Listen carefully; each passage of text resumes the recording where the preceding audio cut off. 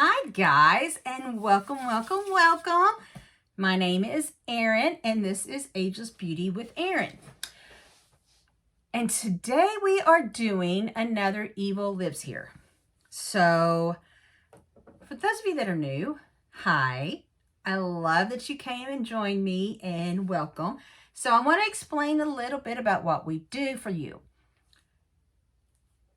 I sit here and I will discuss an Evil Lives Here episode. So, what is Evil Lives Here? Evil Lives Here is a documentary type of show that shows on investigative discovery channels. Check your local listings. I'm not sure, I'm pretty sure it's everywhere, but not exactly sure, details. However, I started this on season 1, episode 1, and that was been a couple years ago. And I'm going through each season in order and watching them. So I use a Discovery Plus app because the shows I'm watching are from 2019. This is an ongoing show still. So if you check it out, you'll find newer episodes, and that's great. That's fine. But I'm back in the old ages, right? So what I do, I sit down, I watch it, I take notes. You'll see me referring to said notes over here the whole time. I will be talking about that. And I'm going to be doing my makeup.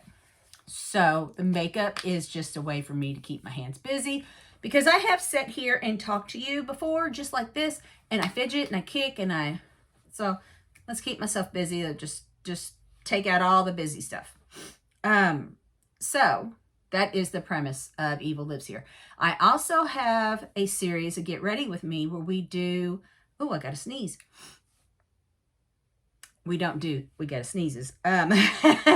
We do looks. I try new makeup. I have hauls that I try on, new products, just a bunch of different things. Face, washes and whatever. I try to do it all. I try to keep it interesting for you guys. So check that out if that is more your jam. This, however, while I'm doing my makeup, I will not be discussing that makeup. So I might make a comment here and there, because I'm literally trying to make a good look, and something might come up and I'll be like, or whatever. But I don't talk about it. I will not say, and for today we're using so-and-so and this color and that color. That's what the Get Ready With Me's are for. However, if it's something you might be interested in, I will have all of that down below. So that is the premise of what I'm doing. If you've been here before, guys, I love you. I love that you keep coming back. I love the interactions that we have. I love it all. Thank you. Keep it coming.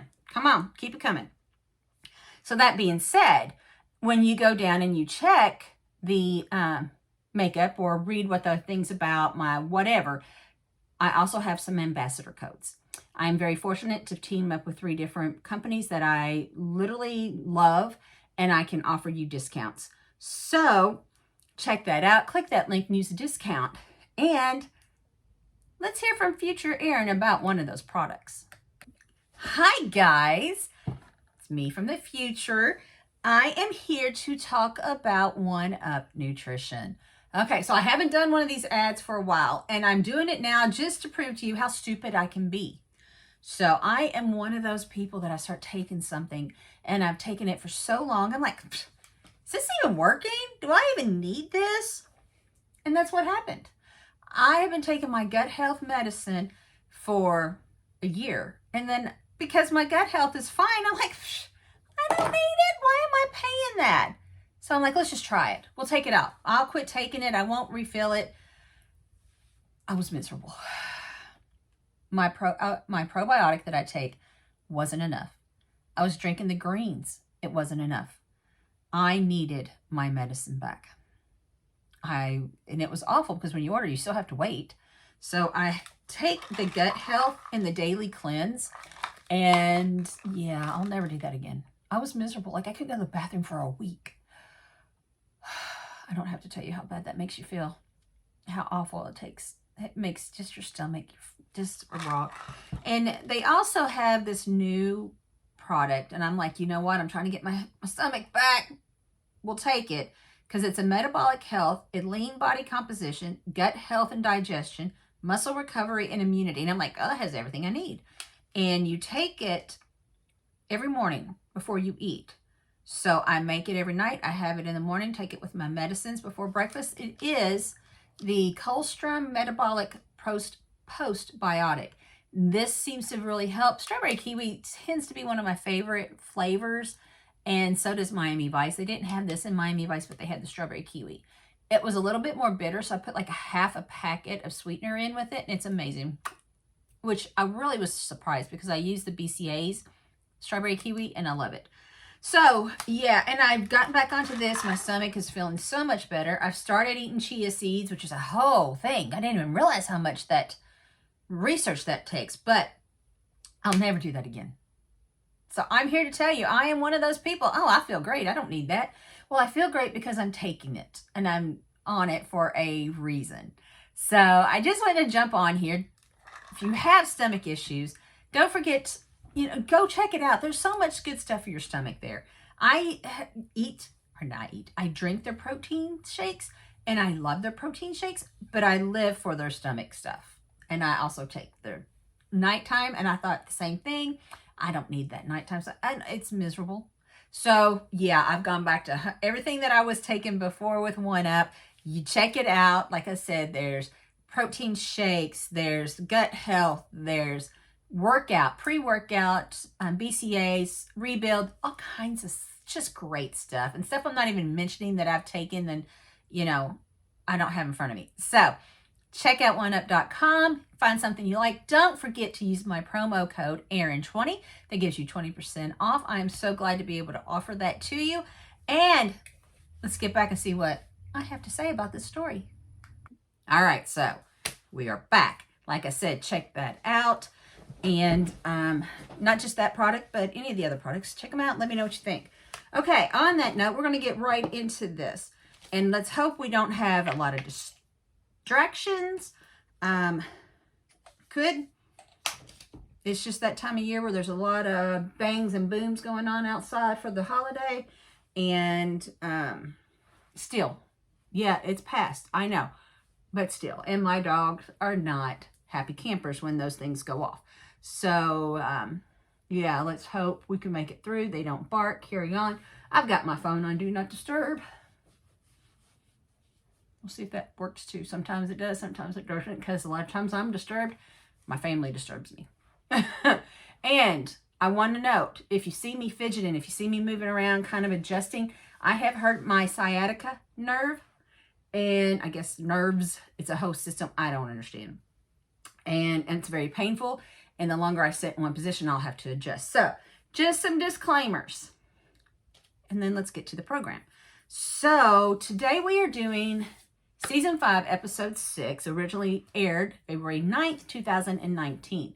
This is titled, I Was His First Victim. And just want to say, I don't know, what do I want to say? There was just so much about this that maybe been prevented. I'm not sure. Let me know what you think when you go through this. Excuse me.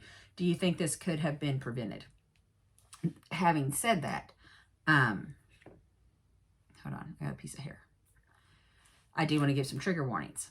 There is abuse in this episode, and it's sexual and physical.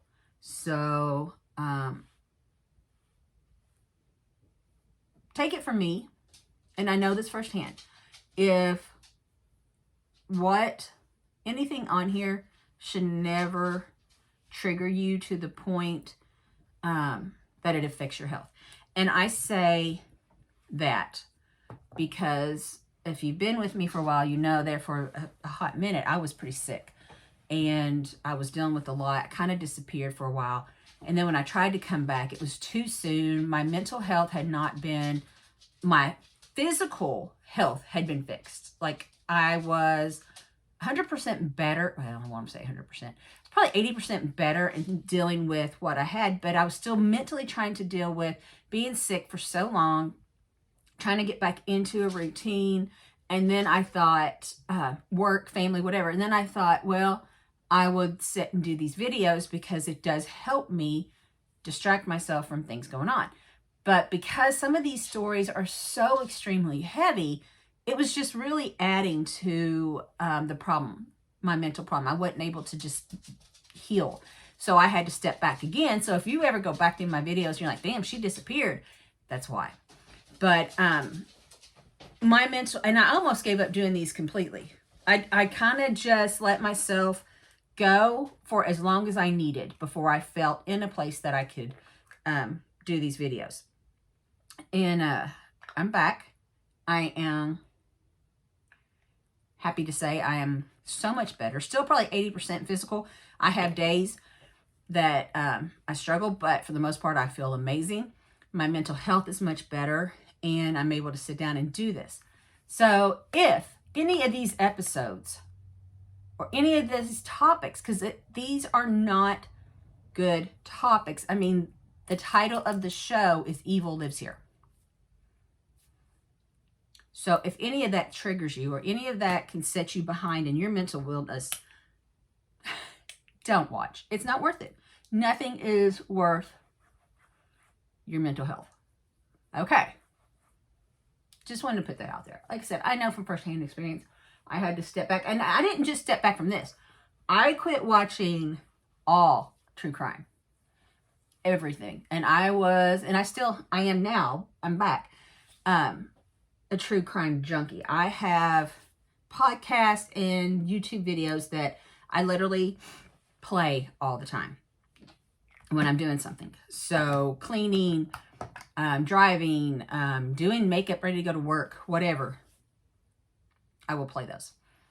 So I get it. I had to step away from everything. Okay. Back to the episode. Give you my trigger warning.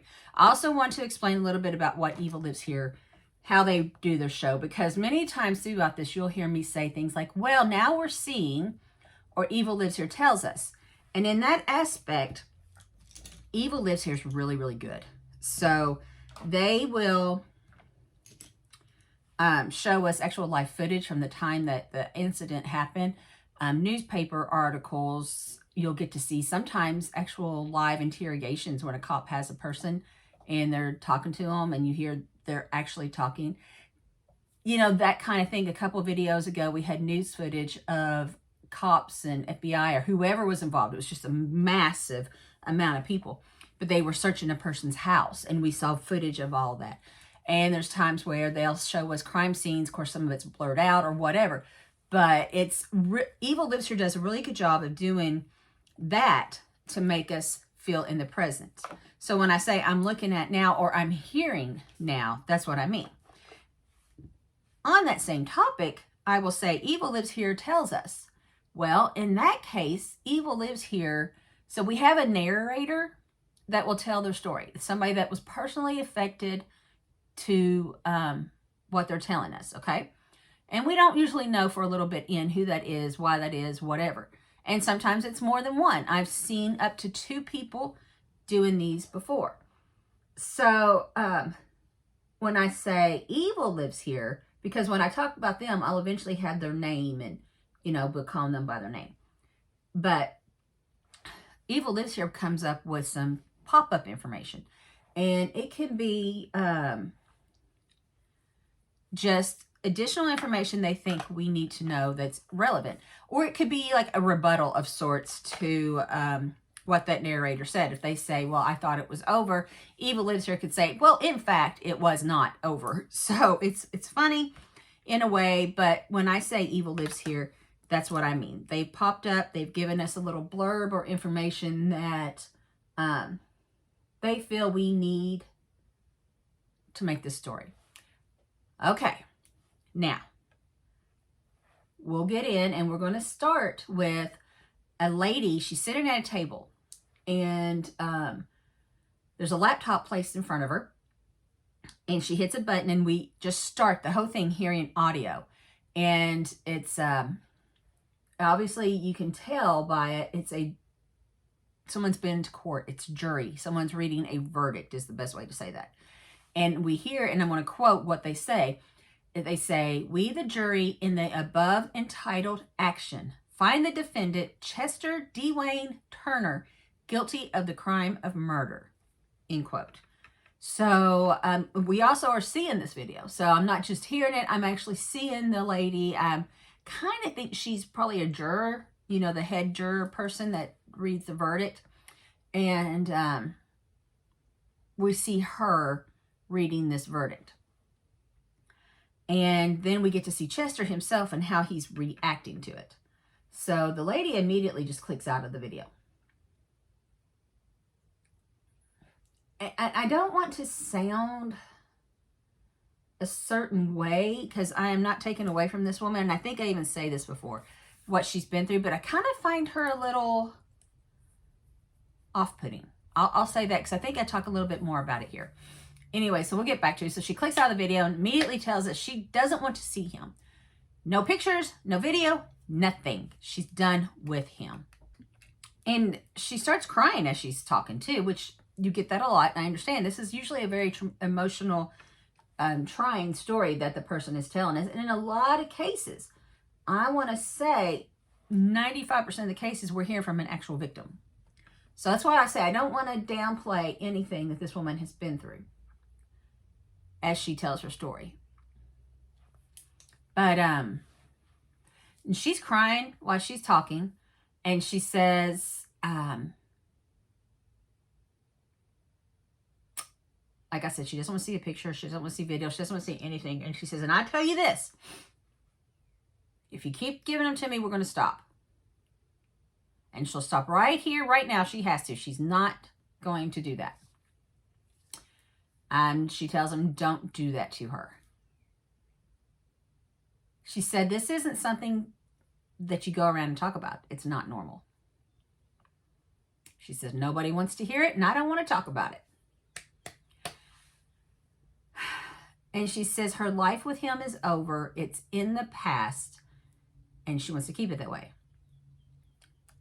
And now we're seeing pictures of this lady, which we don't have her name yet, with Chester, who we know when they're a lot younger. And this is what I have wrote down here. And I want to say, she's already defensive. She's really kind of upset. Oh, I don't even know what the story is about yet, right? At this point. I do now. And at this point, this is what I wrote. I want to say this lady is emotional already and almost defensive. I have no idea what the story is or who this Chester person is. His name meant nothing to me. However, this is where my question came. If she was already this emotional, this upset, she doesn't want to see Chester, which is kind of the whole thing. They show pictures, they show the past, whatever. You talk about them and you see videos, whether it's, like I said, interrogations or judge or jury or news. I mean, it's just kind of how they do. Why did she come on the show? Now, she never, she never says why. And a lot of these people, and I get it, this is their outlet. This is their way to heal, move on, get it out, let people know. Or a lot of people will come on and say, these are warning signs to watch for. And, this is what happened to me and what you should do different. A warning of sorts. And I've even heard one person a couple episodes ago, she's like, I'm dying. But if I can help one person know what to look for or how to get out of the situation, it's worth talking about. And you'll have to go back to that episode. I want to say it's a couple episodes back. But, I mean, she was literally given 6 months to live, and her thought process was, I need to come on here and talk about it. That's not, I don't know. I just know this lady, she's very upset. And I, again, have no judgment to that. She has every right to be upset. She has every right to her feelings and whatever. But she's putting herself on a show like this. And where she could be bringing out a lot of judgment. A lot of people come out of these woodworks and they're like, and if she's already this upset, I'm not 100% sure she's ready to be on this show. But here we are. And that's all I'm going to say about it. It was just off-putting sometimes how defensive she would get. I don't know if she was, and now I'm just kind of talking in circles and I apologize, but I don't know if she was like ashamed of what she went through. She has no reason to be ashamed, nothing to be upset about, but I'm wondering if it stemmed from something like that. Anyways, let's move forward. Evil Lives Here tells us that this is the first time Felicia Collier has been willing to speak publicly about her time with Chester Dwayne Turner. So we know her name is Felicia. We know Chester is the bad guy. We don't yet know time, and they were still kind of very confusing through all this, but what time period this was and where they're at. I find out where they're at later. The timing still is kind of up in the air. Anyways, so it would be difficult for her to talk about this. If it's her first time, if she's just now deciding that, okay, I'm going to sit down and we're going to talk about this. And I believe, and I have it here later, I'll talk about, but she's like, this is the first and the last. I get that.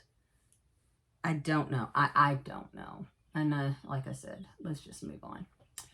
So Felicia does come in and say, you're the first person and you will be the last person that I ever talked about this to. She said, you can trust that.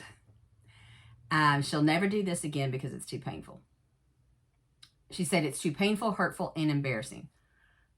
She says every day she lives with what he did to her and the others, and he had no right to do that. She says he's not God. He had no right to take their lives. She hated him for what he's done to her with all her heart. I get that. Absolutely. She has every right to that. Now she's looking at a picture of herself, and this was so crazy. I mean, this is why I'm having trouble with some timing in this whole story. But she's looking at a picture of herself, and she says, oh, this is me when I was in 6th grade. And, you know, she's just talking about how cute the little girl in the picture was. And yes, to all of that. And then she says, that's when I met Chester. So she met him really, really young. And they went to school together, and he actually lived across the street from her parents. But they became friends when Chester's mom asked her to help tutor Chester. And she's like, I loved learning. I loved books. Chester was struggling, and I was like, yeah, I'll be glad to help him. So that's how they went from mutual acquaintances, you know, next door, that they apparently didn't spend a lot of time together. I get the feeling they weren't like, they didn't have a lot in common at that point in their state life. So she didn't really know him other than she knew who he was. And I'm thinking a kid that age, they had to, you know, be outside. And in this time period, I know when I was that age, I was outside playing with everybody. So it had to have been one of those, they just didn't have a lot in common and didn't spend a lot of time playing together. But that's how she met him. She tutored him. She liked learning. She didn't mind helping. And she says, she's now looking at a picture of Chester, and he's with his brother. And she says he was such a good kid. And he looked teenage at this point. This picture, he looked like him and his brother both looked quite a bit older. And they show this picture quite a bit throughout. So I'm thinking he was teenager, at least teenager. I want to say probably 16, if I was to guess. And then she tells us, then she says, he liked me, but I didn't like him like that. And I chuckled because that is a typical response and answer for that age. You know what I mean? I remember, my daughter would probably kill me for telling me this. The first time a little boy had a crush on her, she come home crying. And it wasn't so much that he had a crush on her, because she was friends with him and she liked him. But oh my God, he spelled her name right. And nobody ever spells her name right. So she just thought he was just in love with her. Love her. I mean, she's adorable. She was young. So I get when they like, yeah, he liked me. I didn't like him like that. That's just kids, right? So, she tells us that while she was in high school, she got pregnant. Now, this was not Chester's child. And I didn't know that at first, because I wrote on here, She doesn't say if it is or not. It's not. It's not Chester's child. And when she come home and told her mom and dad, her dad was very supportive. And it's okay, you're still my baby. We'll figure this out, work it out. Well, her mom, not so much. And she said her and her mom really never had a great relationship anyways. And her getting pregnant kind of put that over the edge, right? And she said, and her mom kicked her out of the house. And she's like, you know, I really had nowhere to go. She said the dad, her baby daddy, and her weren't getting along, so she couldn't go to him. And she said, Chester's like, wait a minute. And he went and asked his mom if she could move in with him. And I will say, I love that. I love she had somebody that was willing to do that for her. And she did. She said she moved right across the street, moved in with them. And I do want to say, they don't talk about Chester's mom too often. Apparently, Felicia and her got along really, really well. And it seemed like she was just a really great person. But she took Felicia in, and Felicia had this baby. And where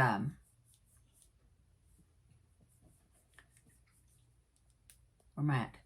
She said Chester and his mom just adored her. And she was fine. She was somewhere, I won't say finally, but she was somewhere she was loved, happy, and it felt like a little family. And like I said, I'm very glad she had that when she needed it. Hi, my baby girl wants to go outside. So now Felicia tells us that when she started working, she had to work. I mean, obviously she was a single mom. She was living with somebody. She had to have a job, right? Chester volunteered for baby duty. And he would watch her daughter for her. And she's like, you know, he really loved my daughter. And he treated her so well, just like one of his own. And that made her fall in love with Chester. She could always count on him. And he always had her back. So she gave him a chance. And they became boyfriend and girlfriend. So now Evil Lives Here tells us that, you know, once they started dating, Felicia started seeing a different side to Chester. And they tell us he became obsessive and crazy about her. Never a good sign. I mean, I've been married for a long, long time. And obsessive and crazy is not a good way to describe any relationship. I mean, I gotta be the crazy one in the relationship, right? But I'm not crazy like this crazy. So, anyways, she tells us a story of this one time that a guy that she worked with took her home. And Chester was not happy, to just put it lightly, right? And this guy drops her off. She comes in, and Chester's is there. And she's fine. She thinks everything's great. And he starts really losing his mind. Like, he got into a rage, and he was yelling at her and asking if she had something going on with that guy. Blah, blah, blah. Are you with me? Or are you with him? I mean, just very crazy. Just very out there. And she kept telling him, he's just a friend. He just gave me a ride home. We're just blah, blah, blah, you know. And he got so mad that he hauled back and punched a hole in the wall. And she said that was the first time she ever saw him angry like that. And he was a big boy. And if he could put his fist through the wall, it really scared her. And I want to say what she did next. I'm kind of like, why?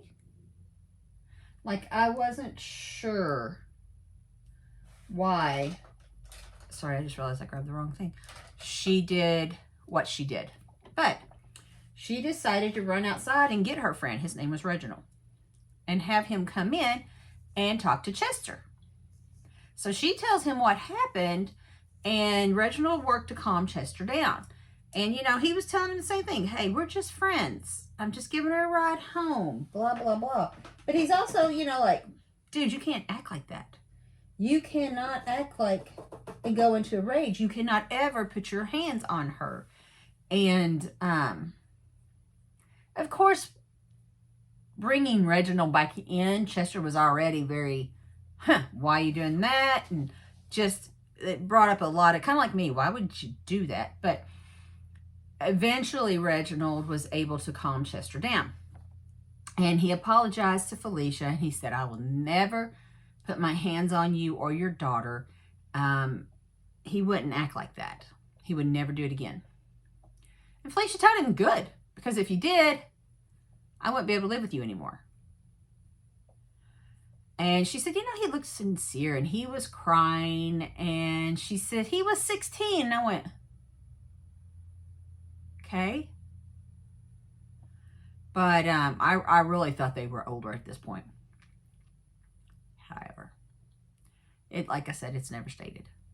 But she says, you know, everybody gets jealous. I forgave him. Like, okay. Now, I do and say I probably would give a second chance in this case as well. But those red flags are flying. Like, giving some serious vibes here. So yeah, I can see a second chance here. I can also say I would be so on guard if anything like that ever happened again. Okay. Not my story. What I do or would do makes no matter to anybody. So now, she graduated from high school. Felicia decided to move out of Chester's mom's house. She said she wanted to prove to her parents that she could be independent on her own. So she found a place and she moved, and she said, I loved my first place. I get that. Don't we all? Our first little bit of independence from our family or whatever you got going on. Yeah, we all love our first, or we should. And she said, but Chester did not move in with her. And I was like, okay. But then she says the love that he had for her became an obsession. I'm going to literally, I should buy a red flag and just start waving that bad boy during these stories. I really, really should. I'm going to do this off camera. So she tells us this one time, it was her birthday, and he called and told her he would be dropping by. And he came by pretty late, apparently, and he had balloons and flowers. And she said, you know, she was on top of the world. She loves getting gifts like that. And he was, you know, so sweet. And he brought him over to her, but he wanted to spend the night too. And she told him, she says, you know, not tonight. The baby's in bed. It's late. Like, it was really, really late. Apparently he didn't do anything before 1 a.m. But it's late. She had to get up and go to work in the morning, yada, yada, yada. So she told him, you know, we'll do this another night. And in the next couple of days, you can spend the night, whatever. Oh, dude got pissed. Like, he couldn't believe she was telling him no. I mean, he came over with flowers and balloons. What do you mean you're telling me no? I was like, okay, where's my flag? But, yeah, she's like, no. I mean, she held her ground. She told him no. And his dumb ass was like, well, give me back my flowers. Give me back my balloons. And she's like, are you serious? And he's like, yeah. I mean, before he said that, she tried to shut the door to tell him, you know, good night, whatever. And he stuck his foot in the door and would not let her shut the door. And then he demands his stuff back. She says she told him, move your damn foot. And she threw the balloons and flowers at him, which, yes, slammed the door in his face.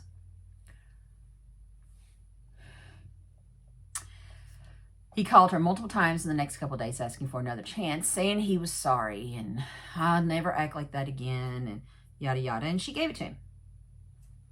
That is a recurring theme here. And it typically is. Like I said, I'm not downplaying anything. What am I doing?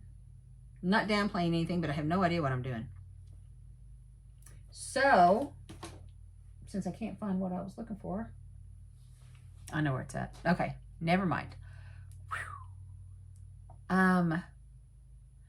Evil Lives Here tells us that soon Felicia and Chester were expecting a child of their own, a son they named Christopher.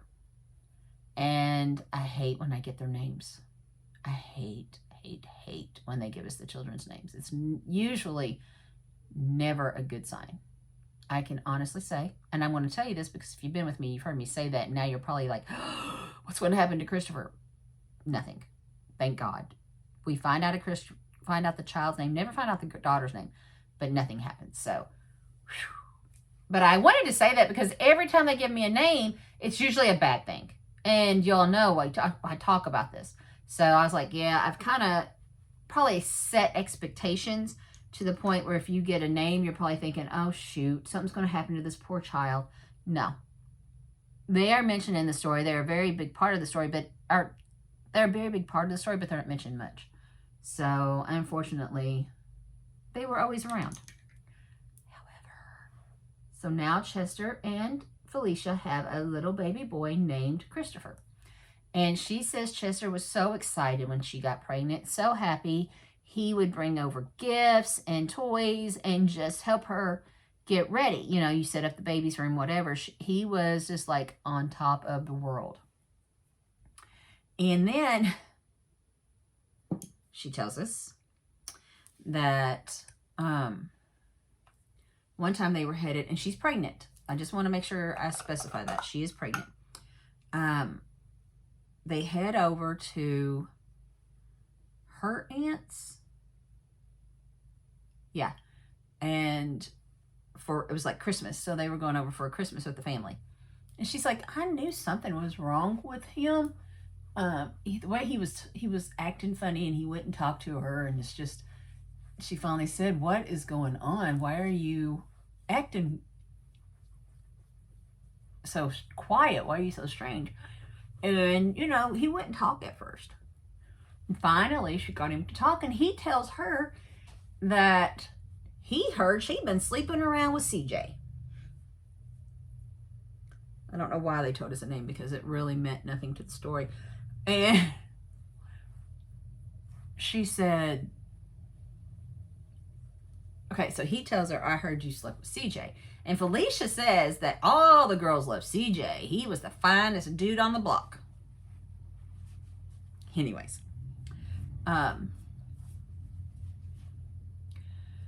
Chester is upset because he's heard that she's sleeping with this CJ dude. And she tells him that, you know, you can't believe everything you hear. I mean, come on, you know that. You cannot believe that. There's nothing going on with CJ. People just like to talk trash. And that is true. You know. Hey, I think all of us can attest to a time or two someone's decided to talk trash about them. But, yeah, I can't say this reaction is warranted.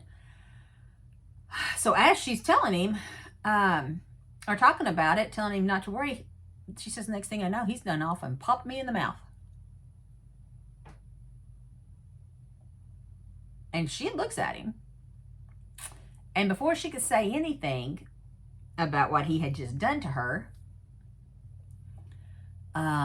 he tells her to shut up before he did it again. And he'd drive this car off the cliff with all of them inside of it. She said, I really thought he wanted to kill me in that moment. She didn't say anything. Her daughter was in the back seat, witnessed all this, just crying. And she turns around and she starts calming her daughter down. She said she was scared. She was crying herself. And she said he had his hands balled up, fisted, and he just kept like on the steering wheel. She thought he was going to hit her again. So she says when they got home, she got out of the car, got her daughter out of the car, and kind of took her happy ass into the house. And he tried to keep stopping her and apologizing, but she said she went in the house and didn't talk to him. Then she says, but my dad did. And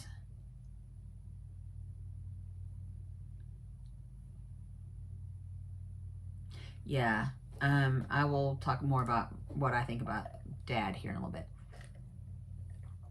And because at this moment, She says, but her dad did.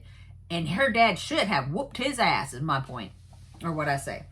But she says she can hear them outside talking. So apparently she lived, either at this time she was still living across the street from her mom and dad, or she lived close and she never, it never really says. But she says she can hear them outside talking. And her dad's telling him he needed to never lay a hand on his daughter, and just giving him a lecture about hitting her and her being pregnant, and what kind of father did he expect to be if he did that, and you know, just that kind of thing. I still think some punches should have been thrown myself, but that's me.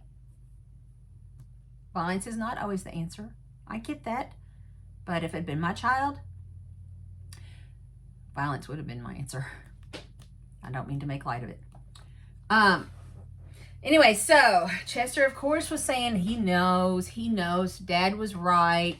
He wouldn't do it anymore. He didn't mean to do it. You know, it just happened. And he was going to be a good dad. So her dad, Felicia's dad, got him to leave, and Chester left. And then Felicia's dad went upstairs to talk to Felicia and says, okay, I talked to Chester. It's all good. Everything's good. He's a good man. It's all going to be okay.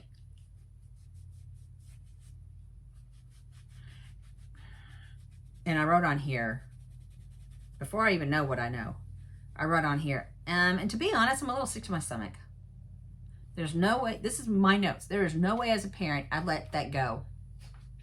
And even though I know her dad couldn't see the future, I feel he shouldn't have let it go that easily. But, like I said, early in, that's my thoughts. I do think I talk a little bit more about it here later. Anyway, she says that she says she thought that because her daddy liked Chester, that was a good sign. You know, it's good. She just gave him another chance. He was a good guy. She's pregnant with her child. She really wanted everything to work out between her and Chester for her baby's sake. I mean, remember, Chester's been a dad to her daughter since birth practically, and now he has his own child. So she wanted it to work out. I get that. I do. So now Evil Lives Here tells us that after she gives birth to Christopher, Chester started acting strange. And I'm like, what? Okay. And then Felicia tells us that Chester started spending a lot of time by himself. And watching a lot of porn.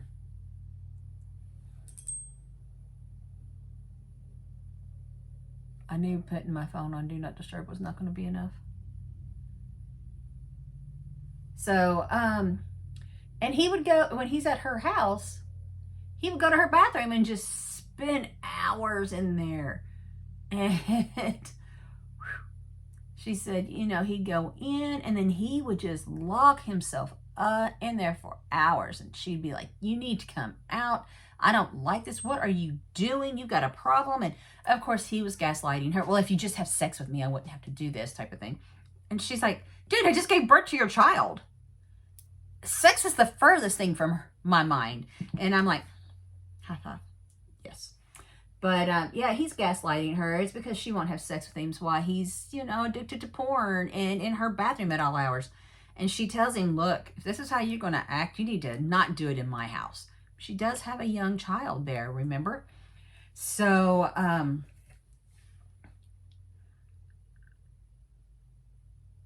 she says his obsession with porn was just really kind of getting creepy. And she didn't like it.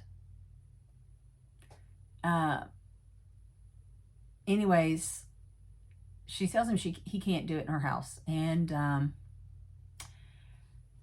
then she said, oh, I thought that would be the end of it. So now she tells us, you know, Chester usually kept a pretty normal routine when he came over to her house. It was always late. Apparently he worked like a second or third shift, so he'd get there late. But, you know, he had this routine and he just kind of stopped and started changing things up. And she wasn't really sure what to think about it. So she said he started staying out late. He stopped his normal routine, meaning that, you know, she knew what time he'd get off and what time he was usually at her house. But he wouldn't do that anymore. He never came over at the same time every night like he used to. And it was just, there was a lot. And she was kind of worrying about it. But, you know, of course, she's also at home with 2 kids. So, yeah, I mean, forgive a woman for taking care of her kids, right? Anyways, she says she started noticing some other changes as well. She says, like, okay, so the first Mother's Day for him, for her being a mother to his son, right? She said in the past Mother's Day, he always treated well. And it wasn't even his child, right? He always did something. So she was really expecting him to go all out, do something for her. And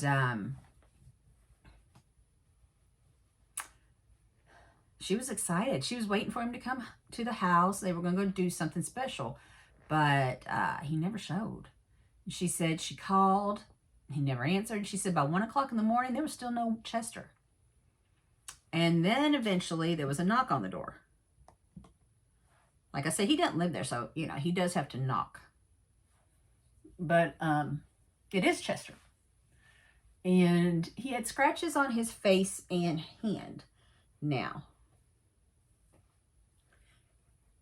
she's already thinking he's having an affair on her because he's staying out and changing his schedule and not coming over. When he does, it's really late and he's not answering the phone. And so she's already like, yeah, I knew he was cheating. But he come over scratches. She's like, what happened? And he said it was a car accident. That he wrecked his car and totaled it. And she's like, well, I mean, I see the scratches, but that's not quite a lot of scratches for a car accident, right? And, you know, she said, I never believed him. But he never changed his story either. And she never saw that car again. So she's like, yeah, I really thought he was cheating on me, but I couldn't, you know, I had no proof other than just thinking something ain't right. And I'm telling you guys, truly, always listen to your gut. Always. So she said, yeah, I was mad. You know, it was Mother's Day. And I think he's out cheating on me. And he comes home with these scratches. He's telling me the story, blah, blah. She says, I made him suffer for a couple weeks. She said, I wouldn't talk to him. But eventually, he won her back over. And they started talking again. Now, she says, life went back to normal. Or I guess about as normal as could be, because he was still kind of staying out late and doing everything. And just, at this point, I guess she kind of just assumed it was his new normal. And she said, you know, one weekend, she was expecting Chester to come over. They're still not living together, which is a good thing. But she's expecting him to come over, and he does, but it's later than normal, right? And when he knocks on the door, it's Chester, and he's got this huge Band-Aid on his face. Like, it was one of those that did from the skull all the way to, like, the top of his mouth. He was cut from here to here, and it was bloody. And I will say, in one of the earlier pictures they showed us of Chester, I noticed the scar. So in this incident is how he got the scar that's in the picture that they show. But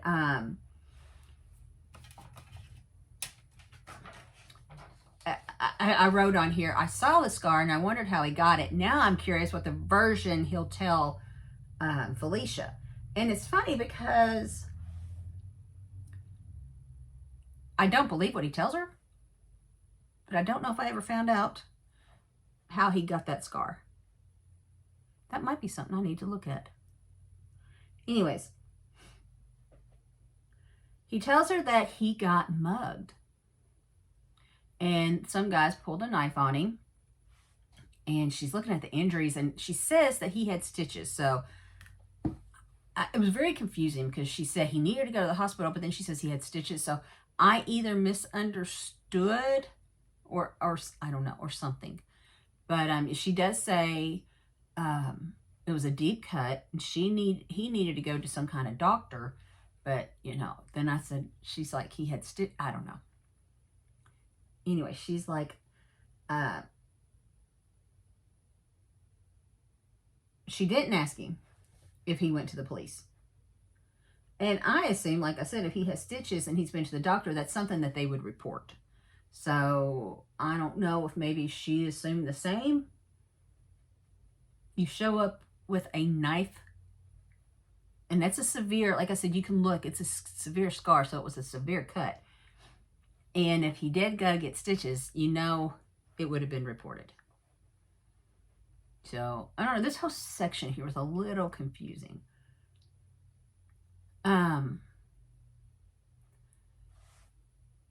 Anyways, she said she just assumed he was in the wrong place at the wrong time.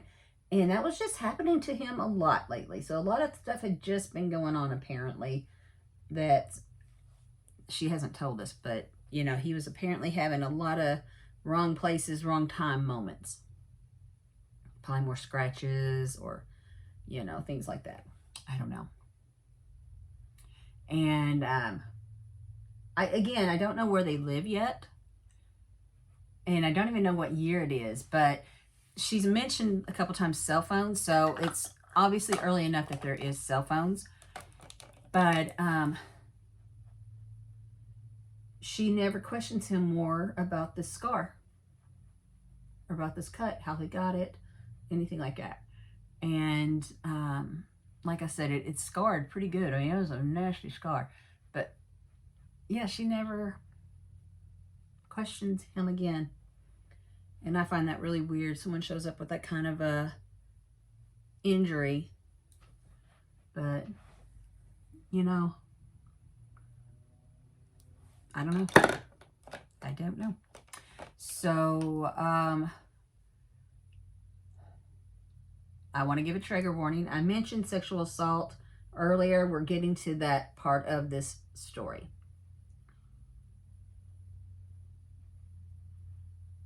So just laying that out there. She tells us a story that one night that she was going out with some friends and she was in the bathroom getting ready. And he's coming in there and he's like, oh, you look good. And he's making his move. He wants to have sex. And she tells him, you know, I'm getting ready to leave. So no. And she says, in my words, no means no. But no does not mean no to Chester. So he assaulted her while her daughter was banging on the bathroom door that he slammed shut and locked so she couldn't get out, crying for him to leave her mommy alone. And she even says no child should have to beg their mom's boyfriend to not hurt their mommy. But in this case, that's exactly what happened. Felicia says when he was done, he just left. She didn't know what to do as he had just assaulted her, but she was pissed. She ran to get her gun. And oh, girl likes her gun.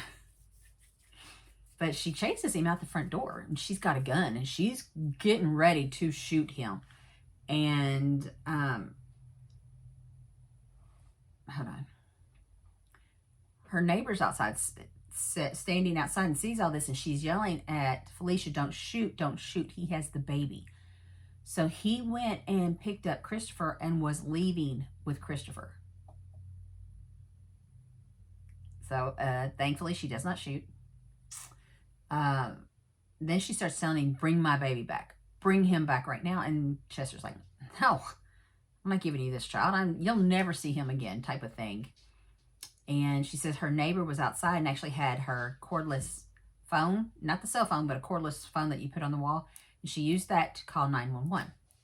And I'm really shocked that him being Chester, stayed around long enough for 911 to get there. And they did. And of course they get there and they see, I don't know what they see, but they draw their guns.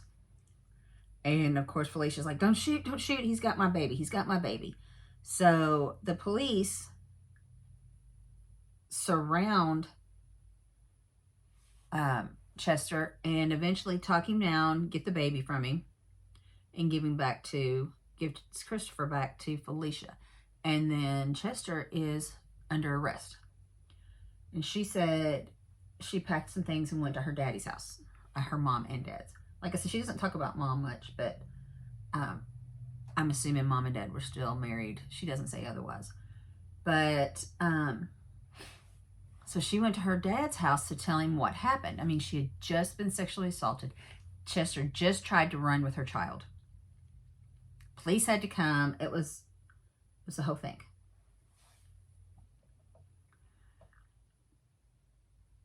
And I'm going to say, at this point is when I say I don't like this father at all. So her dad told her that she didn't want to press charges against Chester. She got her baby back. All's good.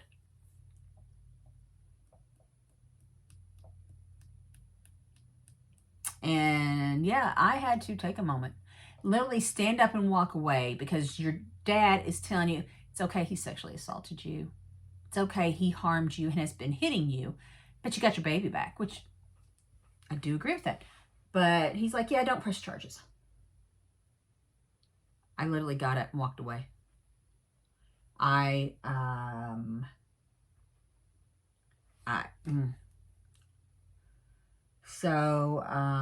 Yeah, I took about 20 minutes before I came back.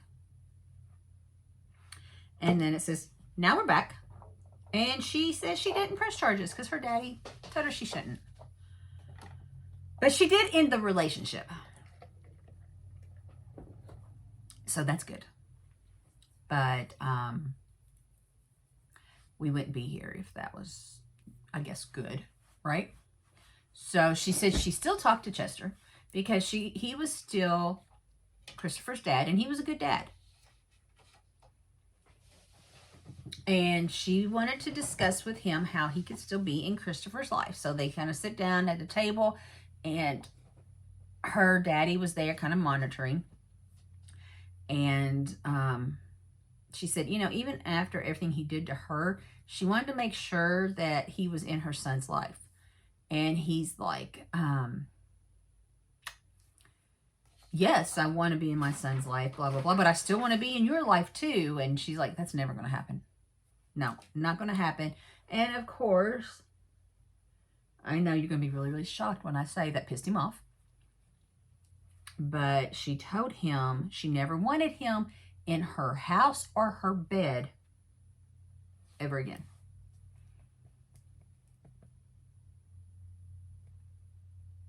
So then she starts telling us some things that start happening.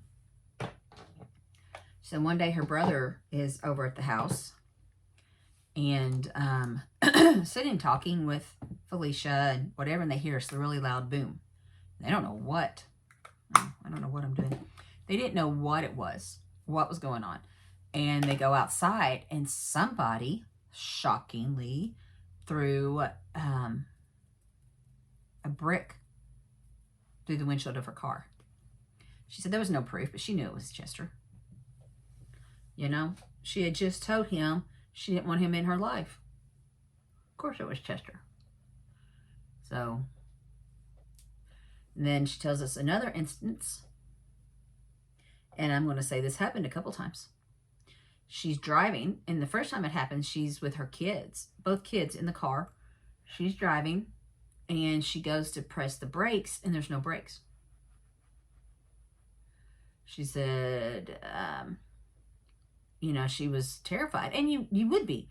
You got your kids in the car, and blah, blah, blah, and it's not braking. You're not stopping. You're coming to an intersection. She said she threw her emergency brake on and eventually got the car to stop. She called her brother. He came out and was looking at it, trying to figure out what was going on. And it was leaking brake fluid. And her line had been purposely cut. It didn't accidentally happen. That was a purpose cut through her line. And she's like, I just don't know who could want to do this. It could have killed me and the kids. She's like, you know, I have no idea how this could have happened. And she's like, things were good with Chester at this point. She said, even though he had threatened to kill her. Okay, I skipped a whole part there. So, after the windshield, the brick in the windshield, I need to blah, blah, blah back, okay? She started getting calls from Chester. So, she knew he put the car in the windshield, or the blah, blah, blah thing in the brick in the windshield. But really no proof. But then he starts calling her, and her brother's still there too when it starts.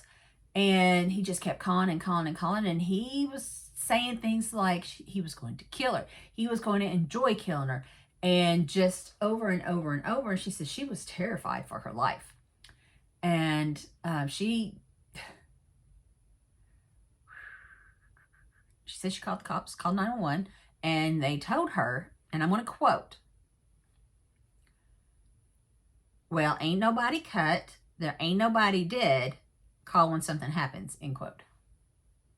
And I really hope that is not what was said. But according to Felicia, when she called 911, that's what they told her. So eventually she just took her phone off the hook. And she says after a month, Chester calmed down. And they were getting along well. He's picking up his child, bringing him back, no problems. And he even got himself a girlfriend. And she was like, thank God. So things were going really, really good.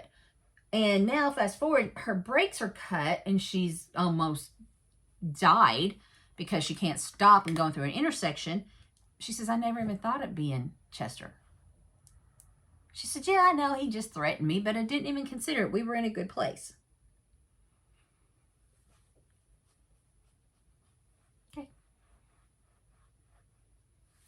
So, it happens again. And this time, she calls Chester to come look at her car. And again, her brake line has been cut. And even Chester's like, girl, someone's trying to kill you. And I want to say, I'm like, I wrote on here, get the hint. But again, she never thought it could be Chester. But she knew she needed to protect herself, right? So she got an alarm put on the car. And then she got her gun, which she's had a gun. But now she never left the house without her gun.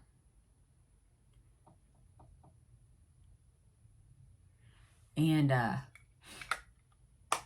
it was in the car glove compartment whenever she was driving, and then she put it in her back pocket when she was walking. It was just a little conceal and carry type of gun, right? And now,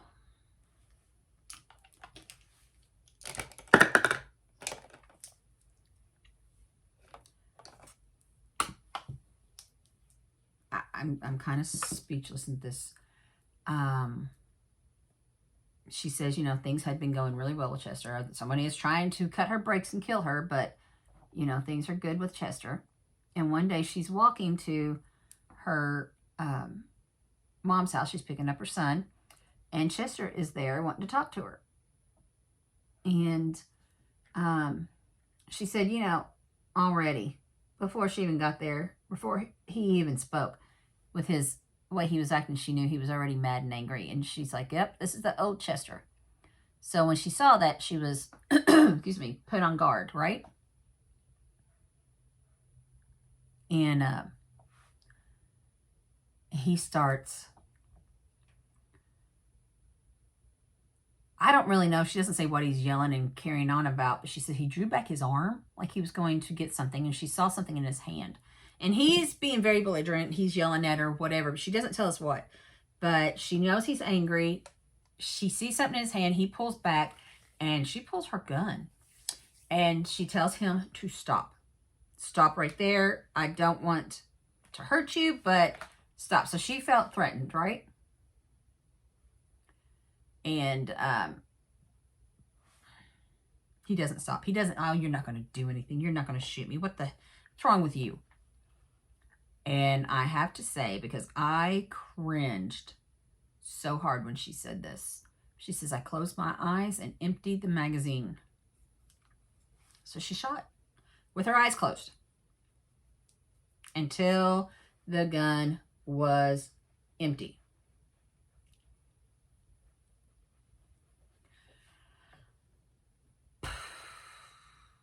And then when she opened her eyes, he was on the ground and she thought she killed him. She said she was frightened, obviously, but she didn't want him to die. And when the detectives and everybody showed up, they told her this could be considered murder if he dies.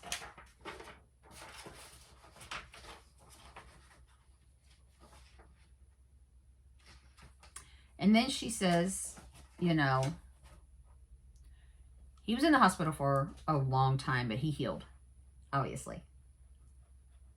And I say obviously because, you know, we just heard at the beginning of this that he got convicted guilty for murder.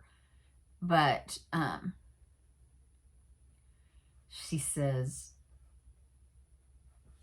the detective said that because they have a case or a history that's stacked so high in proof of the problems that they've had, it was considered self-defense. So he lived, and her shooting him was self-defense. And I'm not, and it should have been. I mean, I don't really know, like I said, what he was saying, what he was doing, but he was threatening her. And he has a history of hitting her, of sexually assaulting her, of whatever. She had every right to think he was actually going to hurt her, too. And so it was self-defense. She says she didn't kill him there, but a part of her wishes she had. She said Chester spent 10 weeks in the hospital. So, I mean, whatever she did, oh, girl did good. She got him. But she thought this would finally be it. Like, it would finally be over. He knew how she felt. She knew where he stood. And he knew that she was going to defend herself if he continued to come after her. However, again, we are on this show. After he got released, he showed up at her door. And in another, this is not what Aaron would do, but this isn't Aaron's story. She says she was out with the kids. When she pulled up, she sees Chester at her house. And she's like, damn, not again. We're not doing this, blah, blah, blah. And instead of driving away and maybe calling the cops, she decides to get out. And she gets both kids out. Now, thankfully, nothing happened. He's there. He wants to talk to her. He forgives her. He tells her he forgives her. He knows she didn't mean to do that. He loves her, and he's sorry. And wanted to talk. Wanted to make it better. Let's fix this. We can fix this, right? And she said... she didn't even stop to talk to him. She got her kids in the house, and she tells us, she says, I was done. She didn't care at this point if he ever saw his son again. Because remember, she was trying to keep that line open for him. And I can appreciate that, and I do appreciate that. But at this point, he tried to kill her. Or she felt like he was going to try to kill her. And she was just done with him. You know, and I'm sure there was a whole lot of, they had to stay away from each other. You know, she did shoot him and whatever, but she just wanted him to leave her alone and be done. Just to completely be done. And it says that was the last time Felicia saw Chester until years later when he was on the news. So I guess shooting him, and I don't mean this to be funny, but she shot him and he finally left her alone. She says in 2004, so that's the first time we actually get a date. But in 2004, it's a rainy day, and she goes to her daddy's house. And her dad, when she walks in, her dad asks her, have you heard the news? And she like, or have you heard the news about Chester? She says, what are you talking about? I haven't talked to or seen Chester in years. And he's like, and her daddy's like, he is all over the news. So she had no idea what he was talking about. And she said her dad told her Chester killed a bunch of women. And then he gave her a newspaper. And she was reading, you know, about it. And he had been accused of rape and murder of several women. And we're actually seeing this article in the newspaper. And the headline is 10 murder charges filed. The excuse me, 10 murder charges filed. The first paragraph says Chester Turner could face the death penalty. He is not formally accused of 3 killings, and one man was wrongly imprisoned. That he was not formally accused of 3 killings that one man was falsely accused of and imprisoned for. So there's 3 of Chester's murder that he murdered that actually was pinned on someone else, and they were in prison at this time, falsely accused. Gotta love that. So, I see next, Los Angeles County prosecutors. Okay, we're in LA. It's the first time I've seen that. We got a year, 2004. And she said, I couldn't believe what I was reading. And she said, the worst part about it was this all started when her and Chester were still together. When she was pregnant with Christopher. That would be awful. And I mean, she's not responsible for it, but that would be awful. So she's like, at the time I was thinking, was this what he was doing when he was coming home late? Is that what those scratches on his face were? And that cut? Did someone fight back? And she says, you know, whenever he come home scratched up or whatever, he never want to talk about it. Always had some excuse. Like I said, she thought he was in the wrong place at the wrong time so many times. Then she talks about all the calls and the phone calls that she's getting about this. And asking her, hey, did you hear about Chester? And did you see this? And she would always tell him no. Nope, I don't know what you're talking about. She said, I did not keep up with the news. I did not follow what was going on. So now we hear a news reporter talking. And as he's talking, they're showing us Chester's picture. And it says the investigators believe that 37-year-old Chester Turner was the man they believed responsible for killing. And it lists the name of the women. I will do that later. But for killing this one woman that kind of started it all, 11 other women, and 2 of those 11 women were pregnant. And Felicia says she was just in a state of shock. And she will be in a state of shock for the rest of her life. This is not something that she's just like going to be like, okay, gosh, I'm glad that's over with. I'll never have to think about that again. This is something that's going to pretty much stay with her for the rest of her life. And so now we're hearing the reporter again talk that Turner was linked to the victims through DNA database. And it shows pictures of 14 women. And one of them, it's actually 13 women and a picture that indicates an unborn baby.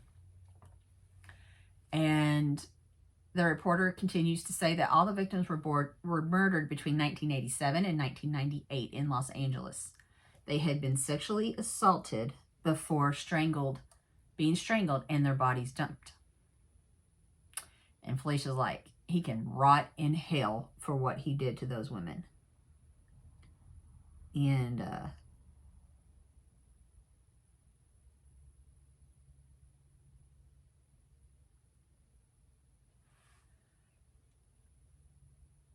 the reporter then says that I don't know who they are, I guess the police, the FBI, somebody, is calling Turner the most prolific serial killer in Los Angeles history. And later when I'm looking that up, it is mentioned again that is exactly what they dub him as. Now, Felicia says, and it's not funny, I'm sorry, but she's like, yep, I wish I would have opened my eyes when I was shooting him. Maybe then I would have actually killed him. She says, if I would have killed him then, how many of these women would still be alive? He had already started, but she's saying I could have saved somebody. And then she says, and that's all I'm going to say about that.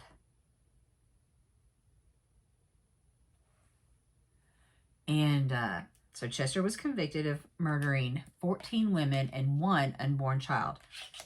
I do get into that a little bit, which is kind of a touchy subject, so I won't really get into much of it.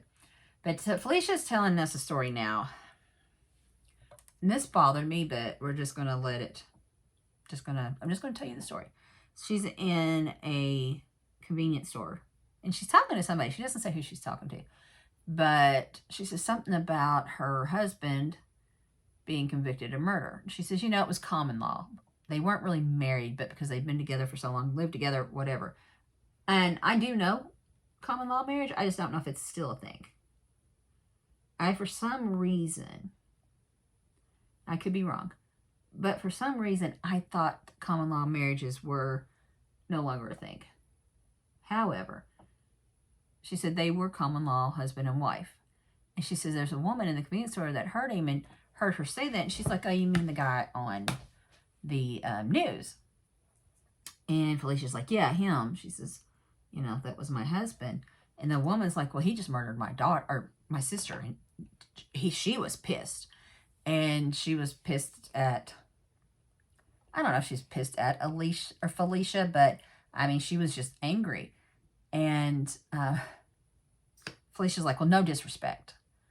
But he tried to kill me too.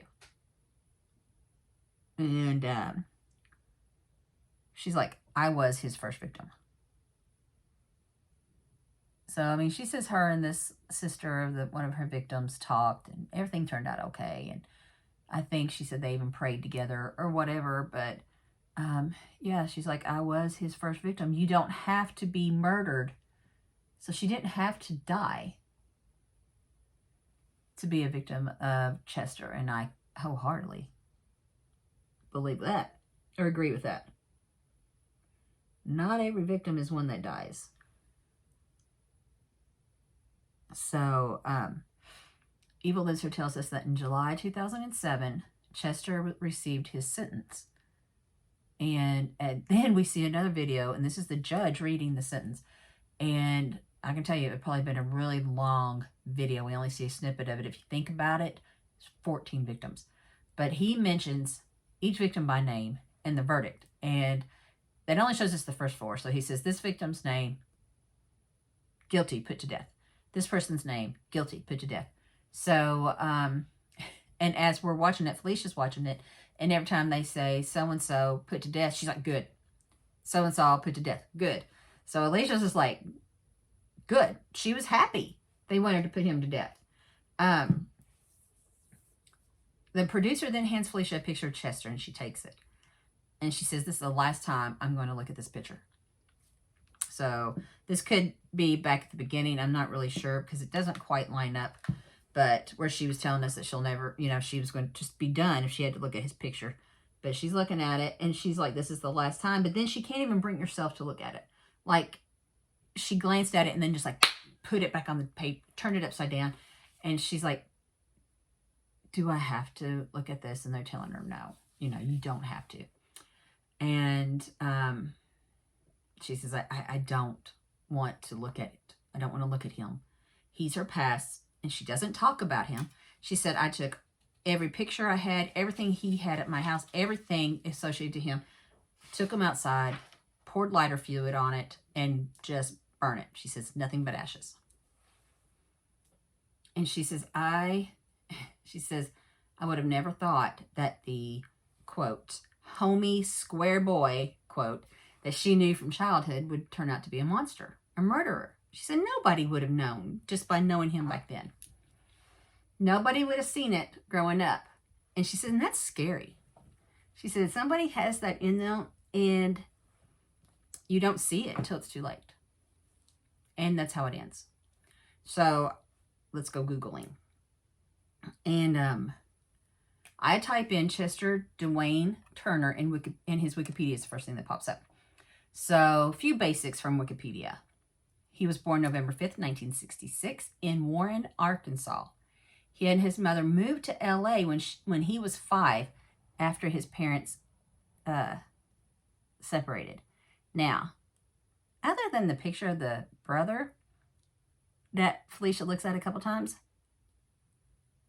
He's never mentioned. So I don't know if there was another brother that stayed with Dad in Arkansas. They were very close in age, maybe a year or two apart. You can tell that by the picture. So maybe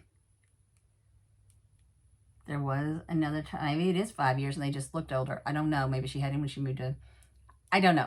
My point is there was never any mention of the brother except for Felicia talking about him in the picture that they showed numerous times. Anyways, Chester and Felicia began dating in 1992. I was a junior in high school, showing my age. So really,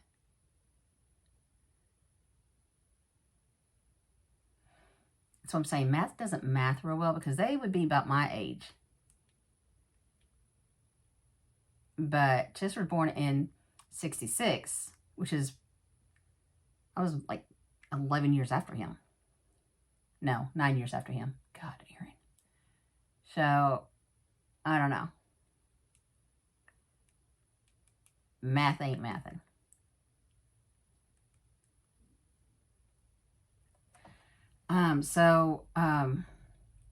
They began dating in 1992, and Chester had 4 children in total.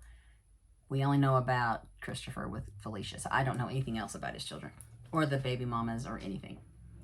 And it says Chester spent much of his adult life homeless prior to his capture. So after she kicked him out, I guess he no longer was living with her or mom. I don't really know. It never explained. But in 2002, Turner was sentenced to 8 years in prison for raping a woman earlier that year. And while incarcerated, DNA analysis implicated Turner in numerous unsolved murders and rapes. The killer, before finding Turner, had been nicknamed the South Side Slayer.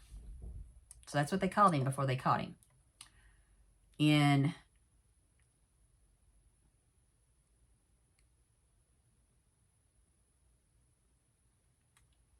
March 2002, Chester was working as a security guard in a downtown Los Angeles homeless shelter. That month is when he sexually assaulted a 47-year-old Maria Martinez. He did not kill her. And that led to his arrest and rape because she promised, oh, I'll never tell. I do that. People, I guess, still believe that. So keep trying it. And I'll never tell. And she did. She went right to the cops, got him arrested, and he was put in prison for 8 years. And that's how the whole DNA match was done. And I'm on another website. This is an abc.7.com. It's a local news station to, I guess, California, Los Angeles area. And it says, the article I'm looking at is titled, Man Who Murdered 14 Women in L.A.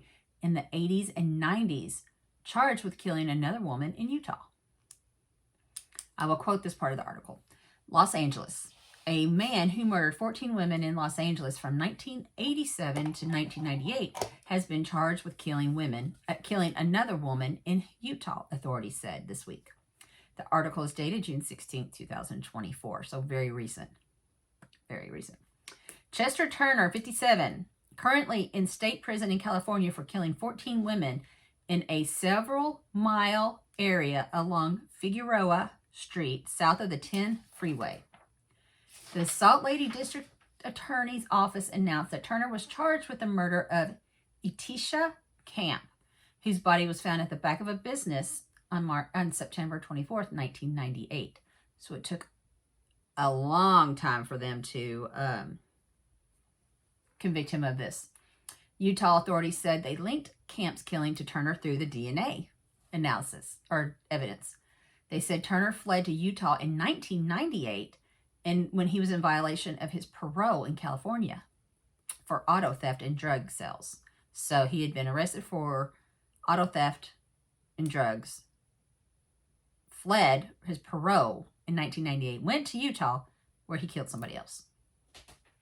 And really that's all I'm going to say about him. Dude's just the worst, right? I didn't find anything on cinemaholic.com, and to be honest, at this point, I didn't even look. I mean, it didn't pop up. And sometimes when it doesn't pop up, I go in and Google in there, but I didn't. I don't even see a date for his execution. And probably if I was a guessing woman, because of the newer Utah person being just last year being added to that, it probably delayed everything. So I don't know if they even have a date yet. So I'm not going to talk about that man anymore. Felicia's told her story. I don't feel like there's really anything else left to say. However, the victims. Let's end the story where it needs to be ended, which is on the victims. And I don't get into a lot of their life, a lot of their story. I don't want to dredge up anything awful, but I do want to tell you names, dates, whatever I can find. So Chester's first confirmed murder was Diane Johnson. She was 21 years old. And she was found in March 1987. Elandra Joyce Bunn was 33. It was found in 1987. And I'm going to say real quick, this dude had no certain type. I don't really know what set him off. Ages were all over the place. Some of them were married and had children. Some of them were homeless. Some of them were, I mean, there was just, normally there's a type. I didn't see one. So, back. Anita Fishman Breyer was 31. She was found in January 1989. Regina Nadine Washington was 27, found in September 1989, and she was 6 months pregnant when she was murdered. And it said it was obvious, so he knew she was pregnant. They said she was, visually, you could tell she was pregnant. Deborah Williams was 32 and found in November of 1992. Mary Edwards was 41 and found in December 1992. Andrea Triplett was 29, and she is the one that kind of started it all. Whenever they talk about Chester, they said the Triplett murder. So she's the one that started it all, and it was all tied together afterwards. But Andrea was 29. She was found in 1993, and she was 5.5 months pregnant. But California law did not see the fetus as viable, and he was not charged with that death. The death before of Washington, Regina Washington, where she was pregnant, they did. I don't know. I don't know why half a month made a difference on charge with that fetus's death, but not this one. That is a whole topic that we're not going to get into. I just want to point out 2 women were pregnant. He was charged with one of the fetus's death. Desiree Ellie Mae Jones was 29. She was found in 1993. And then I want to say David Jones was wrongfully arrested and convicted for the murders of Deborah Williams and Mary Edwards. So there's 2. I said 3 earlier, but that's only 2 I get the names of. But he spent 11 years in jail before that was overturned. He was acquitted when it was overturned because of the DNA evidence. And apparently it said there was a lot to that case. Like it was kind of a bad thing anyways. Like the blood didn't quite match or whatever. And he was still convicted. So when he was released in March of 2004, he filed a lawsuit against the city of Los Angeles. And he was awarded $720,000. I don't know. Is that worth 11 years of your life? I would think I would have wanted more. Back to the victims. Natalie Joan Price was 31. She was found in February of 95. Mildred Williams Beasley was 45 and was found in November 1996. Cynthia Annette Johnson was 30. February 1997 was when she was found. Paula Donnell Vance was 38. She was found in 1998. And his final victim was Brenda Bryce. She was 39. Found her in April 98. And like I said, there was the various ages. Some were married, some were addicts, some were homeless. I mean, there was no specific type. It was just like an opportunity, whatever he found. And then there's also gaps. If you notice the years, and I'm thinking he was probably in jail during those gaps. Had to have been.